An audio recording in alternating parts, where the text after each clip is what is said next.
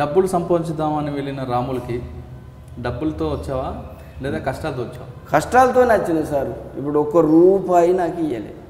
ఇప్పుడు సంవత్సరం పైసలు చేసి కంపెనీ విన్నే ఉన్నాయి, కంపెనీ ఇవ్వలే. ఖాళీ టికెట్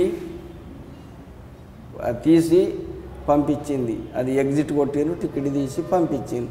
పంపిస్తే ఇక ఏం లేవు. మళ్ళీ అది కూడా అవి ఇళ్ళలో నడుపుకొని అచ్చుడైంది. మాకు అడ్వాన్స్ పైసలు ఇస్తా అన్నారు. ఫస్ట్ 2000 ఇచ్చింది, మళ్ళీ 1000 ఇస్తే అవి ఆయన ఈడాడిచ్చేటి ఉంటే అడ్వాన్స్ పైసలు 1000 అటే పోయినాయి.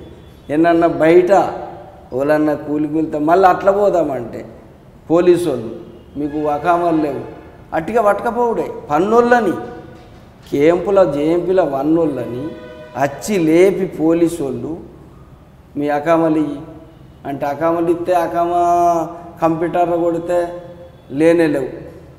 అవి 5 ఏళ్ళ అకామ బనాయించాను కానీ సంవత్సరం రిన్యూవల్ అని ఇట్లా అన్న వల్ల సరతి అని అట్లనే ఉంటే ఆ అకామ బనాయించరే వచ్చి 5గురిని వేసుకపోవాలి. 5గురిని వేసుకపోయి ఆడ అట్టిగా ఏం చెయ్యరు. కూసుండబెట్టి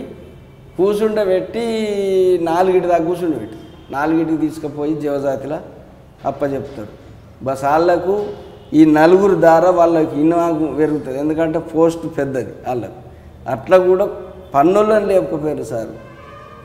పన్నులను లేపకపోయి బాగా ఈ సవిది నేను ఫస్ట్ చేసిన మధురాల్లో చేసిన కానీ గింత లేకుండే. కానీ ఇప్పుడు 4 ఏళ్ళు అయితే 3 ఏళ్ళు అయితే ఓకే.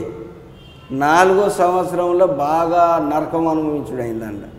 ఇళ్ళకెళ్ళి జైలు కన్నా ఎక్కువ. కాకపోతే కేంపే కానీ ఉందామనిపిస్తుంది కానీ లేకపోతే అందులో బయటకు వెళ్దామంటే పోలీసు వాళ్ళు, ఇంట్లో కూర్చుందామంటే తిండికి లేదు.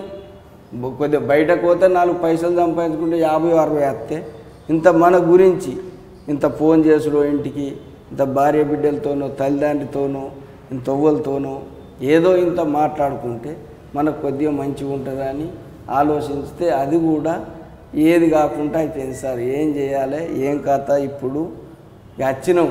ఏదన్నా మరి మన కేసీఆర్ సార్ ఏమన్నా ఇప్పిస్తాడో ఇప్పియడో అంటే మీరు డబ్బులు సంపాదిస్తామని వెళ్ళారు, ఏం లేకుండా తిరిగి వచ్చారు.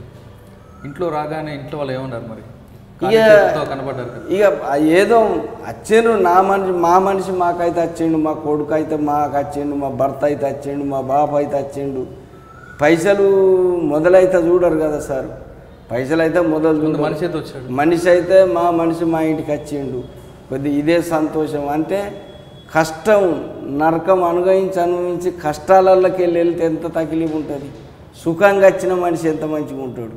ఎండలో పొద్దాక కష్టం చేసి వచ్చి ఇంటికి వచ్చే వరకు మంచినీళ్ళు లేకపోయే వరకు మన ముఖం ఆడిపోతుంది. మన తకిలీఫ్ ఇట్లుంటుంది. ఇంటికి రాగానే కొద్దిగా మంచినీళ్ళు ఇచ్చి కొద్దిగా 4 పైసలు జేబులు ఉంటే ఇది ఉంటే మన ముఖం మంచిగా ఉంటుంది. ఇప్పుడు రాగానే వచ్చిండు ఇన్ని రోజులే అని వచ్చిండు కొద్దిగా సంతోషం ఉంటుంది కానీ 2-3-4 రోజుల తర్వాత 10 రోజుల తర్వాత మన జేబులో డబ్బులు ఉంటేనే వాళ్ళైనా చూస్తారు. డబ్బులు లేనిది ఏం లేదు.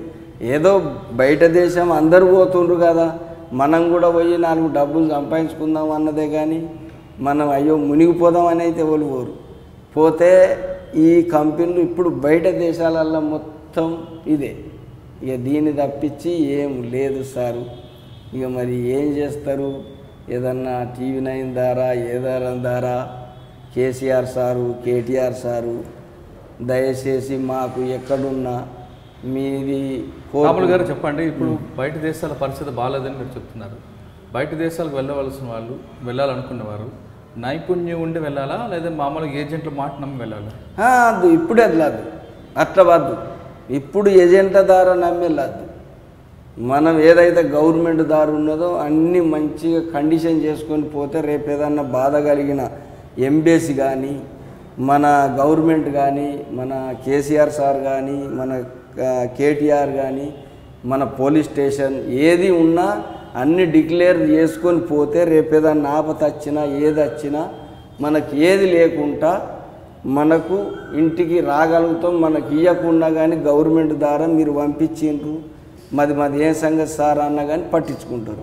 మన ఏజెంట్ ద్వారా పోతే ఇప్పుడు ఇంట్లోకెళ్ళి పోతున్నాం, పోయేటప్పుడు మన అవ్వ అయ్య ఇల్లు చెప్పిపోతే నా కొడుకు పలాని ఊరికోతుండు, మరి అచ్చన రాపాయన అన్నట్టు ఉంటుంది.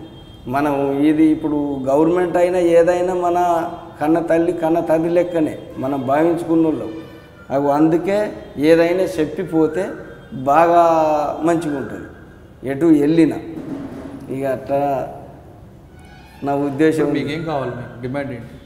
డిమాండ్ అంటే ఏదన్నా కొద్దిగా గవర్నమెంట్ ద్వారా మాకు ఏదన్నా కష్టం చేసుకుంటాం, ఏదన్నా మేము చేసే అది ఇచ్చినా మంచిదే, ఏదన్నా లోన్ ఇచ్చినా మంచిదే, ఏదన్నా ఒకటి మాకు కేసీఆర్ సార్ కానీ ఎవరు కానీ మాకు ఇంత సాయం చేస్తే మేము ఆ కష్టం చేసుకొని 4 పైసలు కంపెనీ మునిగింది, మా సంవత్సరం పైసలు అటు పోయినాయి.